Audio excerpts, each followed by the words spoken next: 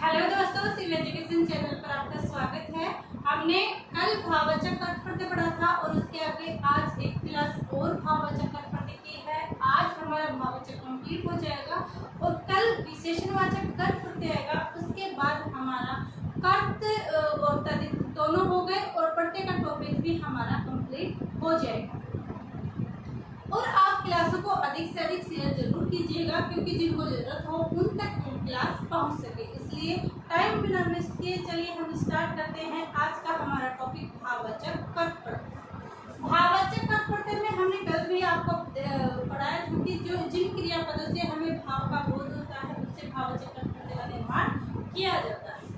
Out प्रत्यय कल हमने पढ़ लिया था, आहट पढ़ लिया था, ई प्रत्यय हमने पढ़ लिया था, अंत प्रत्यय पढ़ लिया था, ओति प्रत्यय पढ़ लिया था। इन प्रत्यय को हमने कल पढ़ा था। आज हम कुछ प्रत्यय और लेके आए हैं और ये सारे प्रत्यय आज भाववाचक वाले कंप्लीट हो जाएंगे। तो चलिए, भाववाचक प्रत्यय के अंदर है आन प्रत्यय। कौन सा है? आन प्रत्यय। जैसे उठना में आन प्रत्यय जोड़ा उठान, चलना में आन प्रत्यय जोड़ा चलान, लगान, उड़ान, मिलान, थकान। कौन सा प्रत्यय है? आन प्रत्यय। कौन सा प्रत्यय है? आन प्रत्यय। सारे ही शब्द कैसे पढ़ रहे हैं? हम क्रिया वाले शब्द पढ़ रहे हैं। जैसा कि आप देख रहे हैं कि हम सारे शब्द कौन से पढ़ रहे हैं? क्रिया वाले पढ़ रहे हैं। आन प्रत्यय उठान, उठान, चलान, लगान, उड़ान, मिलान, थकान। ये कौन सा है? आन प्रत्यय। फिर है आव प्रत्यय। कौन सा? आव। चढ़ना में आव जोड़ा शब्द क्या बना? चढ़ाओ, बचाओ, खिंचाओ, तनाव, दबाव, घुमाओ, जमाओ, पड़ाओ, बहाव। ये शब्द किसके? आव प्रत्यय के। आव किसमें है? भाववाचक में है। देखना, चढ़ना से चढ़ाओ, बचाओ, खिंचाओ, तनाव, दबाव, घुमाओ, जमाओ, पड़ाओ, बहाव। हमने भाववाचक भी देखा, क्रम भी देखा, करण भी देखा, संबंध भी देखा। सारे शब्द पढ़ रहे हैं, लेकिन इन शब्दों के नाम से ही हमें ऐसे महसूस हो रहा है कि इनसे भावना का बोध हो रहा है। चढ़ाओ यानी इससे भावना का बोध हो रहा है। बचाओ, और जैसे कर्ता पढ़ते हैं उसमें कर्ता शब्दों का बोध होता है। इसलिए हमें शब्द पहचानने में बिल्कुल भी ऐसे रटना या किसी चीज को ऐसे नहीं करना। ओनली जनरल वे में लेना है। जो अपन जीते हैं उन शब्दों से मिला के लेना है कि ये सब हमारे ऊपर कैसी हमारी फीलिंग कर रहे हैं, ये हमारी भावनाओं को बता रहे हैं। तो भाववाचक, अगर ये कर्ता का बोध करवा रहे हैं कर्तावाचक। अगर ये क्रिया यानी क्रिया जैसे शब्दों का निर्माण करते हो, क्रिया वाले में चला जाएगा, संज्ञा में चला जाएगा, अक्षर वार्नाओं में चला जाएगा।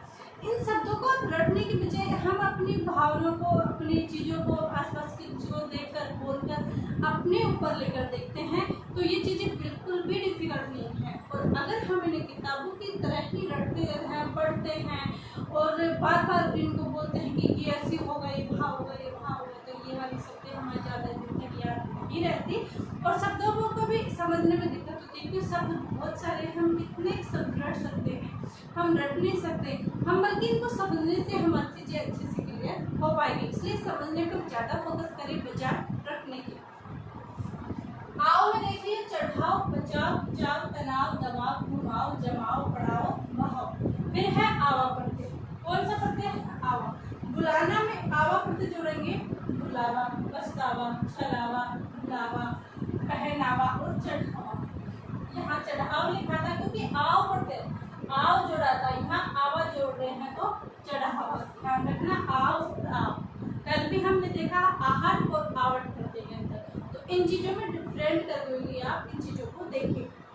फिर है आस प्रत्यय। पीना में आस जोड़ा प्यास, यहाँ पर संधि का कार्य भी हुआ है। पीना में आस जोड़ा प्यास, ऊंधा में आस प्रत्यय जोड़ा ऊंधास।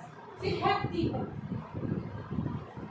प्रत्यय के अंदर, क्रय के अंदर ती प्रत्यय जोड़ेंगे ती, क्रय के अंदर जोड़ेंगे प्रीति, सक में जोड़ेंगे शक्ति, स्मय में जोड़ेंगे स्मृति, उष्णा में जोड़ेंगे स्थिति। ये कौन सा है? ती प्रत्यय। और ती प्रत्यय से एक बात भी हमने ती, ये किस में जाते हैं? ये स्त्रीलिंग वाचक शब्दों के अंदर जाते हैं। इस प्रत्यय के जोड़ने से कुछ नकारांत और कुछ मकारांत धातुओं के अंत्याक्षरों का लोप हो जाता है, यानी शब्दों का लोप हो जाता है। जैसे मन था, यहाँ पर न का लोप हो गया, शब्द क्या बन गया? मति। इससे ती प्रत्यय लगने से शब्द क्या था? मन। मन के अंदर जब ती जोड़ेंगे शब्द क्या बना? मति। क्षण में जब ती जोड़ेंगे क्षति, गम में जब ती जोड़ेंगे गति। ये कौन से नकारांत और मकारांत वाले शब्द है? रम में ती जोड़ेंगे गति,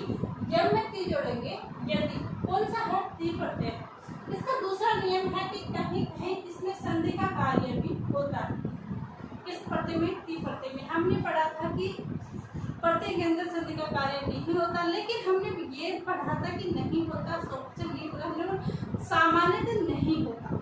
लेकिन ये टी प्रत्यय यहाँ पर इन शब्दों के अंदर संधि का कार्य भी हुआ।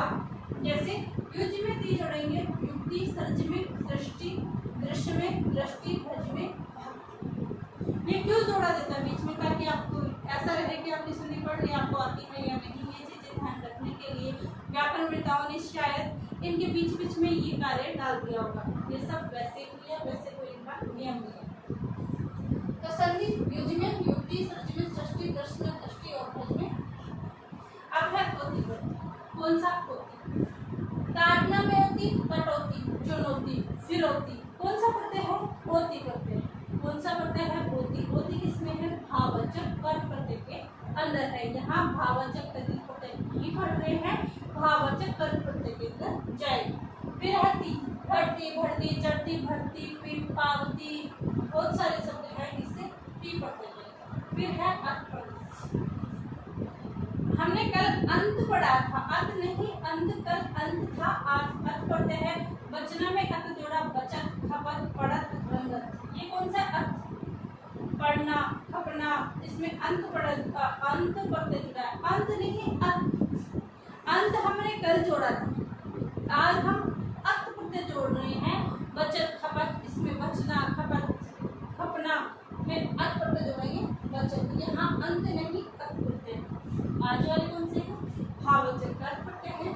आना प्रत्यय, आओ प्रत्यय, आवा प्रत्यय, आस प्रत्यय, ती प्रत्यय और ओती, ती और अर्थ प्रत्यय। ये प्रत्यय वाले क्लास भाववाचक अर्थ प्रत्यय आज हमारे कंप्लीट होते हैं। और इन दिनों को आप वेस्ट नहीं जाने दें, क्योंकि ये दिन शाब्दिका का दिन है। ये जुलाई और अगस्त आ जाता है, इसके अंदर वैकेंसी की भरमार आएगी। और वैकेंसी ये नहीं है कि फिलहाल नहीं आ रही, फिलहाल शिक्षा विभाग में नहीं आ रही, क्योंकि उनकी अभी तक वैकेंसी कंप्लीट हो पा रही है। तब तक उसके बाद जुलाई के अंदर आ जाएगी। फर्स्ट ग्रेड की भी आने वाली है, आप पढ़ते रहे। जूनियर अकाउंटेंट की भर्ती आ गई, पटवारी की भर्ती आ गई, ये सारी भर्तियाँ सिलसिला चालू रहता है। लेकिन जो एग्जाम के बाद पढ़ता है, एग्जाम की डेट आने के बाद पढ़ता है, उसके पास तैयारी के लिए सीमित समय बचता है और तनाव भी बना रहता है एग्जाम का। लेकिन जो पहले से तैयारी करता है वो तनाव फ्री रहता है और आराम से पूरे मन से तैयारी को लगाता है। फिर उसे कट ऑफ का भी कोई टेंशन नहीं रहती कि मेरे कट ऑफ में नंबर आएगा या नहीं आएगा। वो अपने सिर्फ स्कूल के साथ अपने एग्जाम को सफल कर पाता है। आपको ये क्लास